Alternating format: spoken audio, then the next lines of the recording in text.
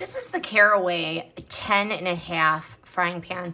I have a whole set, but I got this one because I use the 10.5 a lot. So I just bought a single one to make it easier when I cook. But I love all of the Caraway products, especially this ceramic frying pan.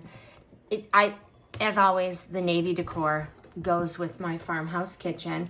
The color is sleek, and the weight is very solid with all the Caraway products. The weight is solid, but not overwhelming. This pan means business as usual. Why I keep going back to these Caraway products. Effortless cooking. Literally, the eggs slide right off.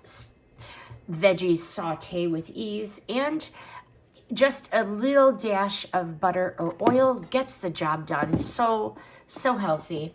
I like these because of that reason. I don't need to use a lot of spray or butter or oil for the food to stay clean and easily slide off. And I also like that I could use this on the stovetop as always, or pop it in the oven once something is cooked. 550 degrees is the limit, but I like it because I could start it on the stove, put it in the oven to finish it off. It is very versatile. These pans are all practical, they're pretty, and I love the nonstick, which actually is the reason why I keep going back to these.